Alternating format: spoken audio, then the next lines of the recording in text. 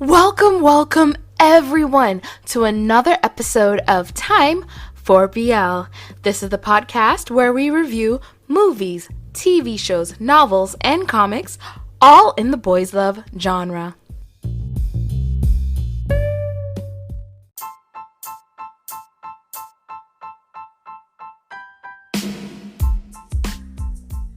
So on this episode, I'm actually going to be talking about something that we can argue is not boys love. And I guess I agree, but why is it on here? Because I think it has very interesting elements that we can talk about. Now, this came out last year, Striking Vipers, Black Mirror. Of course, there was a whole thing about it. Everyone, did you see it? Gamers, oh gosh. Every time my husband plays games with his best friend now. Well, it used to be. Like, now not as much, but back then we used to make so many Striking Vipers jokes every time they got on to play.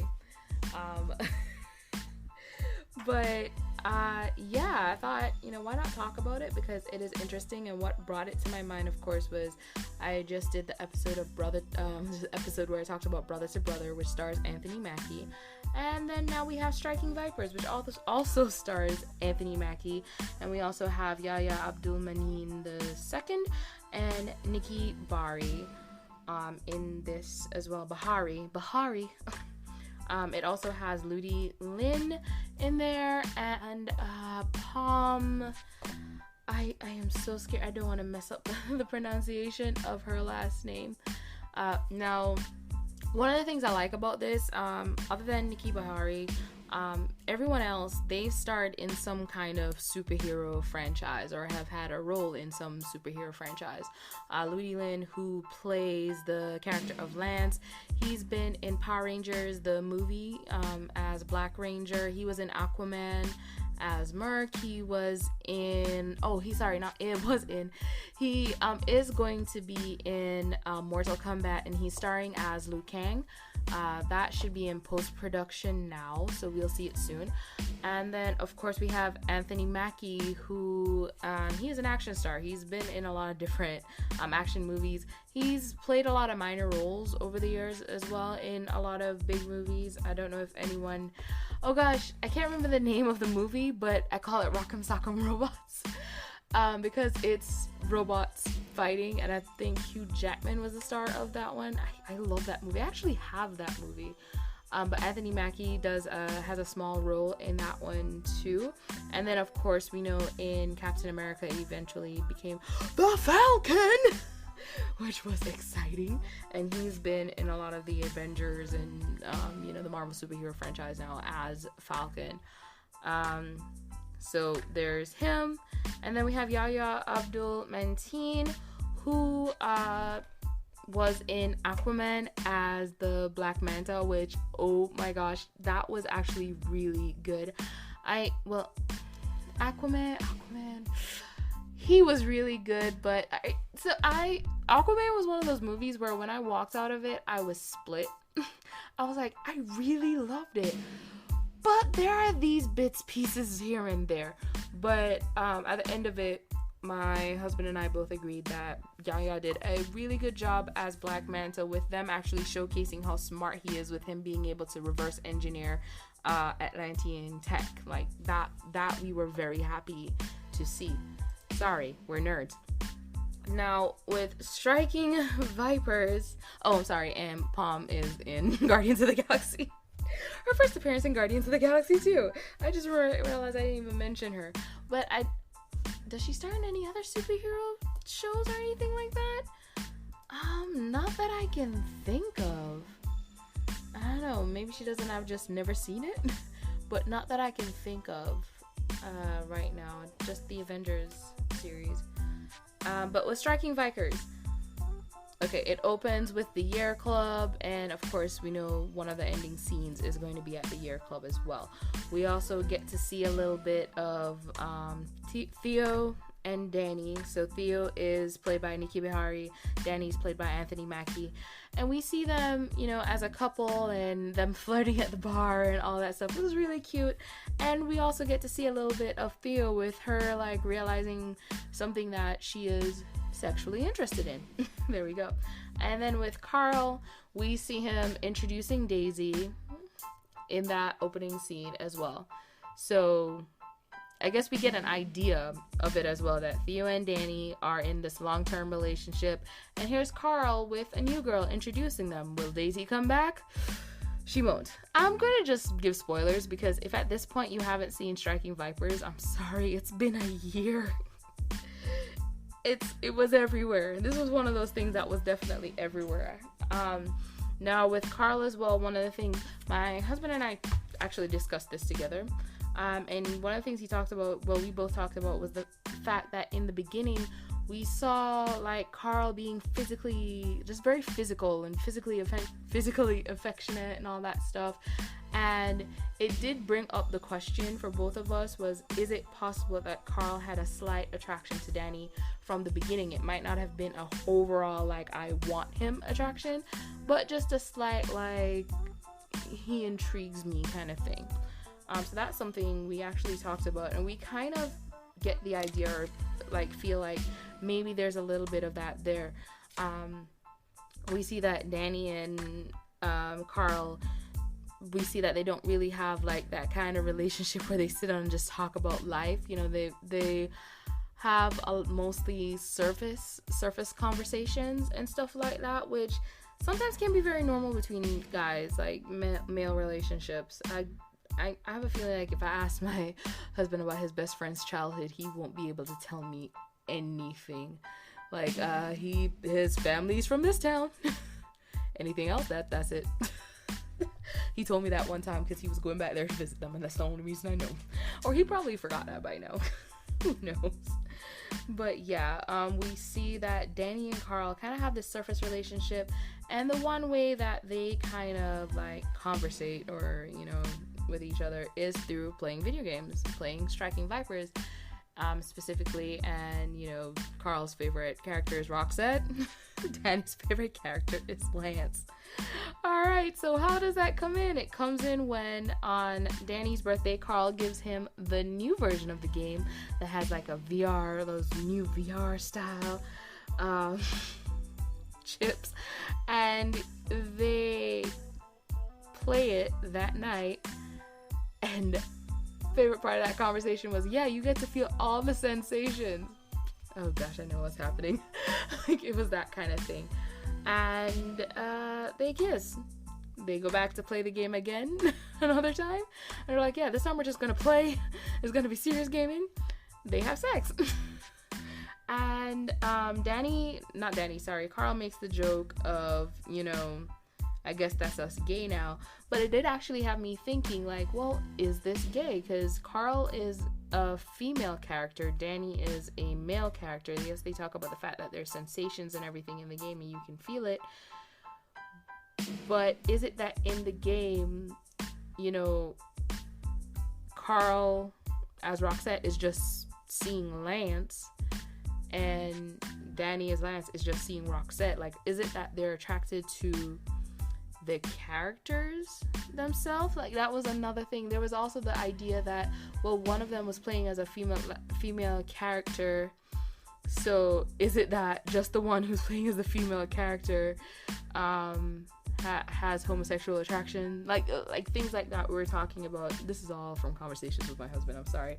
And the one thing that we came from in the end that we both agree with, that this is not necessarily a gay storyline, a straight storyline, a bisexual storyline. It's a sexually fluid storyline. One of the things about the show, well, this episode of Black Mirror, that we both got from it is, you know, every couple, every relationship, they make their own rules. They set their own rules of what's allowed and not allowed in the relationship.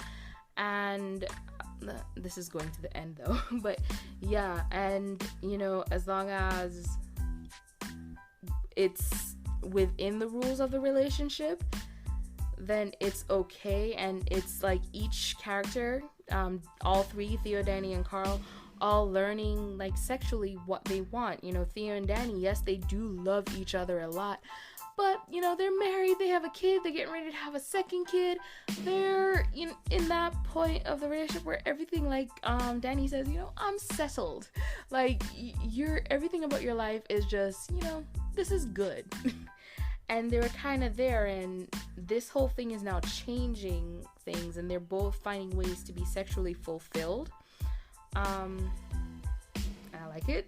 I really do like it. I mean, we see Carl, Carl's long-term relationship has ended. Now he's like dating different, girls.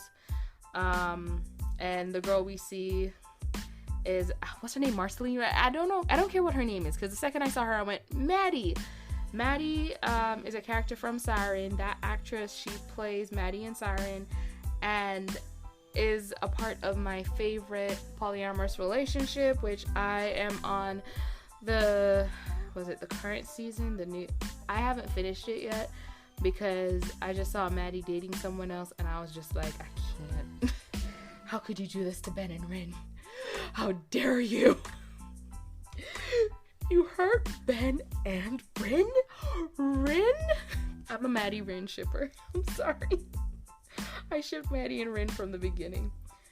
But, oh my gosh, there was just so much, like, to try and go through and comb through in this episode. I don't know if I can actually do it. Because one of the things they definitely talk about, they cover the importance of having communication in a relationship. Like, because we see eventually that if he had come out and talked, maybe if he had come out earlier and talked to his wife and let her know what was going on, what happened in the game and everything, it would have been something that they talked about, they really discussed, and try and see where it goes in the future. And as we can see in the end, they obviously made, rules to their relationship. She still said, you got to give that back to me in the morning. And we see the X marked out on Carl's calendar.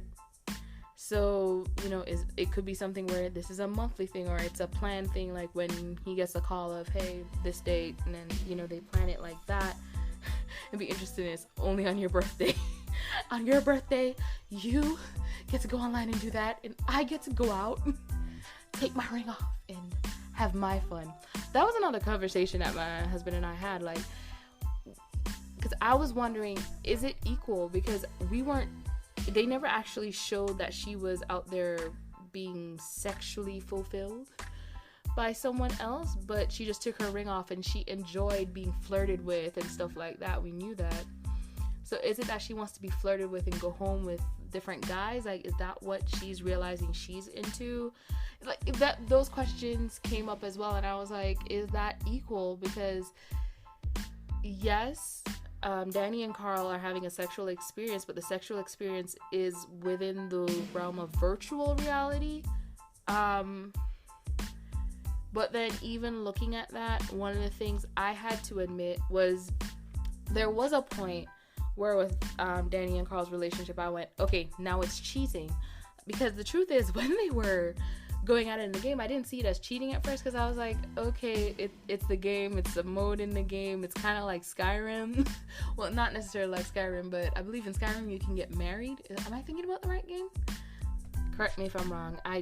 It's a game that I don't necessarily play. I play other games, and I'm missing a lot of my games. But yeah, I think it's Skyrim, where you can marry another person's character and stuff like that. So I kind of saw it as that at first, but then when I went, okay, now they're cheating, there was a scene where Carl as Roxette is just like all laid out in Danny as Lance's lap, and they're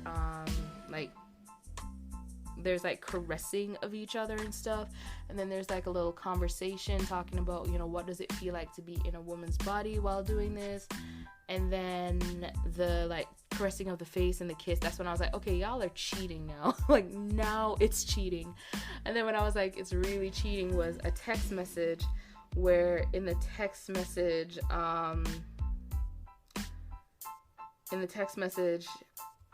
Danny tells Carl, it's my wedding anniversary, sorry. And when he was writing out the text, he put an X as in like a kiss, and then he deleted it before he sent the message. But that made me go, okay, like, this is bordering on cheating now. Like, it's cheating at this point, especially when you find out he's so tired from the game, he's so exhausted from playing the game, he can't fulfill his sexual duties to his wife. But but I do love the conversation that they have where she basically lets him know that, you know, we all have to give up things to be in, when we're in a relationship. If we're going to love each other and we're dedicated to this relationship, you turn from other things, because that's what a relationship is. You are focused on this and you're working on this relationship. If it's not smooth sailing, that's okay. Like, as long as it's a healthy relationship and you're both working towards a common goal, that is the point. I'm sorry, I just went into preach mode, but I had to. But yeah, like, that conversation at their anniversary dinner was awesome to me, because that was like his, of course, I need to stop. And then of course they have their breakup. It was a breakup. And it was interesting to me to watch that breakup, because it did bring back the point of, is it that Carl really is attracted to Danny? Because we see, of course, Carl goes into this depression with everything, and Danny, like, he's not as happy anymore, because we kind of see that, you know, he might not be fully there, but he still has, you know, Theo and their son and an oncoming baby to focus on. While Carl, because he's alone, he doesn't have anyone else to focus on, anything else to focus on, except his depression in, like, wanting that relationship with Danny back. That's why I actually like the dinner scene where, by the way, the chocolate bomb had me cracking up. Which is like, chocolate bomb, like, don't worry about it. But like that scene at dinner where Carl and Danny finally get to have the conversation. Why are you here? What are you doing here? And Carl is just saying, like, do you know, like, I've done this, I've done that, I've tried this person, that person, I've done, you know, all these things that he's done to try and get the sensation he feels with Danny. Because it did cross my mind of, well, if this is just about virtual sex and the feelings in that, why not just other people? But it's not there. He can't get the same sensation. Like, even though he's tried with other people and different things and had sex with a polar bear, he doesn't have the same sensation he has with Danny. And it made me go, oh, so it is deeper, because it does come to that, them knowing each other for so long and them having like this connection as friends is now diving into them in this virtual world and the relationship they form. So of course, you know, they go back into the game, they meet at midnight, and Carl says, I love you. And that was me going, oh my gosh, he did not just say that. I was about as angry as Danny. I was like, he just said I love you. Because the truth, like, I think the character of Danny and I are on the same wavelength. If it's not love, then it's just the game, man. It's just the game. Which is why, like, the just kiss me, man. When that came up and they kissed, and it was like, okay, so it's not us. Like, you know, Danny going, it's not us, and Carl going, but in the game, it's different. It feels different. Everything is different. The sensations are there. Oh gosh. So yeah, back to the conversation with my husband now. We were just like, that whole thing, because I was like, what do you think about the leads and everything? How do you feel about their relationship and all that? And he just said he felt like they were confused themselves, because here's the situation where they've both been with women. In the first part, they're both with women. One of them is married to his wife, and he doesn't want to leave his wife. He loves his wife, obviously. And the other one, he's just, you know, with a younger girl who doesn't know who Dennis Rodman is. And they're just both confused, because now they have all these feelings that neither of them showed for each other before, and now everything's coming up in the game. That's why my husband went back to, you know, it's sexual fluidity. If anything, this is just showing how humans can be sexually fluid. Let me see if I wrote down exactly what he said the ending shows how diverse human sexuality is, because we also see the wife finding sexual fulfillment in the end in her own way. We talked about Carl, and he also agreed that with Carl, he may not necessarily be gay like himself. It might just be being sexually fluid and it coming out in this way. But with how physical he is with Danny, it does bring the question of if Carl had an attraction to Danny from the beginning. So that was something we talked about, and he did say that it did feel like there was an attraction between them. And when we talked about the ending with the wife going out to find her sexual fulfillment, and Danny and Carl doing their virtual reality thing, we talked about, is it equal? And because I felt like, so me personally, I was like, I don't feel like it's equal, again, because what she's doing is in the physical world, what they're doing is in the virtual world. And I just feel like, that's two different things. But then he said, who are we to determine if it's equal or not equal? We can't equate it. We can look at it and say it's different, but we can't equate how equal it is. That's for them in their relationship to decide if it's equal. If they've decided that these are the rules and this is equal, then it's equal. So he shut me up on that. And because like one of the things he said, they're both intimate with other people, and they've decided what is what is comfortable for each of them, and what is comfortable for their spouse, what they're comfortable with their spouse doing. And we just can't decide what is and isn't okay. So I'm going to rate Striking Vipers as if rating a movie, because it is one episode, is over an hour, and, Black Mirror is an anthology series, and it's kind of set up in a way where you get multiple movies each season. I decided to compare it to San Junipero, because that is another kind of virtual reality episode, also featuring a same-sex couple. And we do have a little bit of coming into the real world, and we see what they look like in the real world and look like in the virtual world, and yada dee yada da. Me comparing it to San Junipero, which is also one of my favorite episodes. I like both episodes.